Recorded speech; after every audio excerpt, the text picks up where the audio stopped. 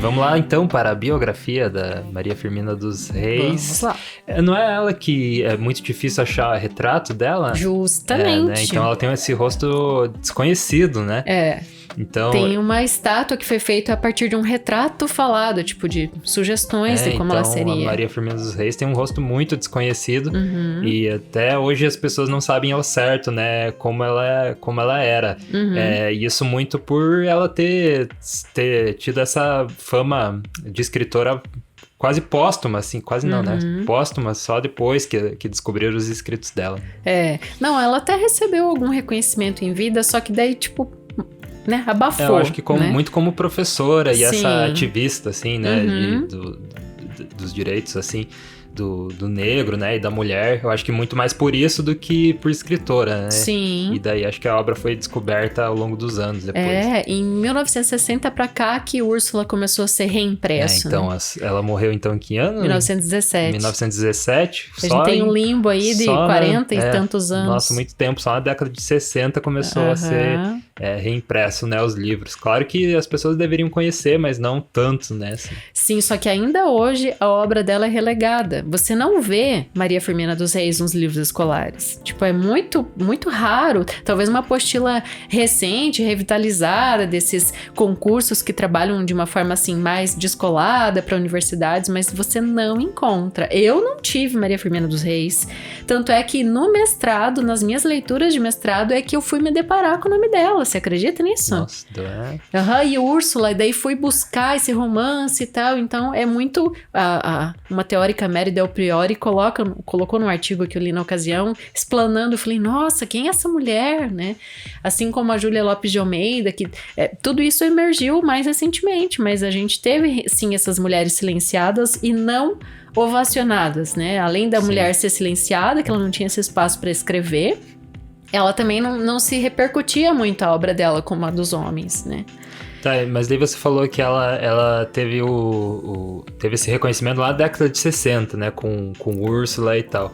Mas e daí, como que ela foi a primeira romancista a publicar no Brasil? Não, ela publicou em 1859, né, então um século antes. Ela publicou Úrsula? Úrsula, Então, aí primeira romancista do Brasil. Então, vou explicar como que isso aconteceu. Ela tinha uma tia rica. Então isso explica tudo. Essa tia foi quem a criou praticamente, porque ela ficou órfã muito cedo. Então a Maria Firmina dos Reis nasceu em 11 de março de 1822 e até tem uns erros biográficos muito comuns que a gente acha que ela nasceu em 1825, mas o que acontece? O próprio registro de nascimento dela foi feito tipo depois, como é muito comum. A minha avó tinha o registro de nascimento depois, né? Se tirava anos dos filhos para não pagar a multa, né? No cartório. Sim. Então, olha só o que aconteceu com a Maria Firmina. A mãe dela, a Leonor Filipa dos Reis, era uma escrava alforriada. O pai dela era um homem de posses, João Pedro Esteves, que era sócio do comendador Caetano de José Teixeira, que tinha a posse da mãe dela, entende? Nossa. Então, os dois ali eram sócios, né? O comendador... Filho do cunhado do cachorro. Não, era muito comum a gente ter os comendadores, né? Era um cargo até em Chica da Silva, quem viu, assistiu, leu, vai lembrar que era muito famoso esse personagem, o comendador, até ela fala comendador, né? Tipo, na pronúncia lá da Thaís Araújo. Então, comendador, quando ela tava despontando aí nas novelas. E então tinha esse comendador, que era o Caetano José Teixeira, que era o dono então da Leonor Filipa dos Reis, e pode ver que a Maria Firmina dos Reis ficou com o sobrenome da mãe a vida inteira, né? Então é dos Reis.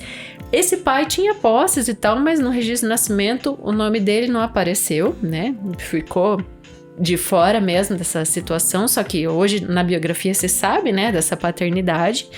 E então, como a mãe morreu logo, ela foi criada por uma tia, né, uma irmã dessa mãe, que tinha um pouco de posses. E essa tia inseriu a Maria Firmina dos Reis na literatura, né?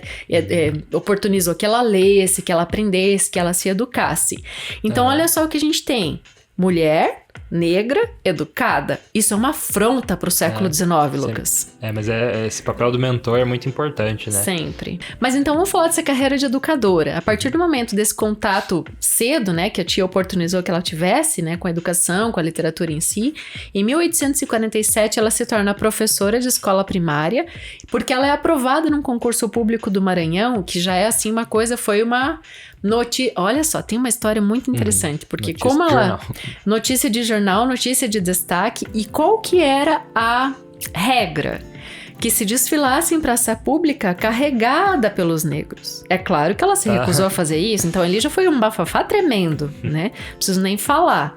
Então ela se recusou, né, a toda essa pompa, ainda mais com os irmãos de classe ali sendo humilhados enquanto ela recebia esse reconhecimento, né? Então, muito interessante. Nessa cidade de Guimarães, então, onde ela acabou morrendo, né? Depois de muitos anos, porque como a gente falou, ela viveu 9 décadas e meia, né? Uhum. Isso é muito tempo. Então, ela se tornou professora e ela também começou a publicar na imprensa, como a carreira, né, tradicional dos escritores. Em 1859, então, sai Úrsula. Foi professora até 1881, olha quantos anos, né? Como eu disse, 3 décadas e meia ali lecionando. Quando ela se aposenta, né, um ano antes ela recebe um título de mestra régia, porque ela ganha destaque na história da educação brasileira e ganha esse título, né? Mestra régia, muito bonito isso. Legal. Ela criou a primeira escola mista, então, né? Mista de meninos e meninas. Então, até então, era tudo separado, né? E grátis, né? É? Então, essa é uma grande diferença, porque daí filho de pobre, de fazendeiro, de lavrador, podia estudar, né? Só que isso foi um escândalo na sociedade maranhense. Ela sofreu muita pressão social e em 2 anos e meio ela foi obrigada a fechar as portas dessa escola. Mas o marco, né, da fundação ninguém tira.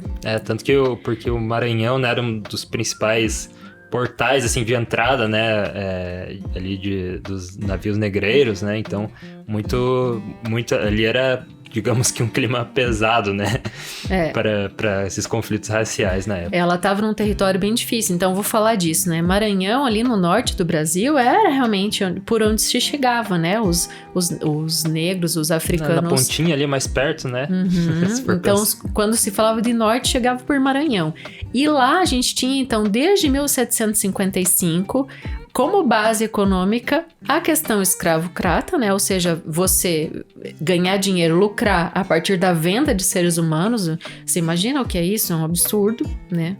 Hoje ainda... Uma das principais formas ali de alimentação da economia, né? E a segunda forma econômica era uma monocultura de algodão, que depois faliu, eles tentaram açúcar. E provavelmente era mantida também pelos escravos. Sim, né? Se trazia os escravos para trabalhar. Sim. Então a gente tem essa dificuldade ali desse comércio, né, sendo sustentado. Tinha até a Companhia Geral de Comércio do Grão-Pará e Maranhão. Então era algo assim institucionalizado, né, para se trazer essa questão dos escravos, e ela lutou ferrenhamente contra isso, né? Então a literatura era o seu instrumento de denúncia, né?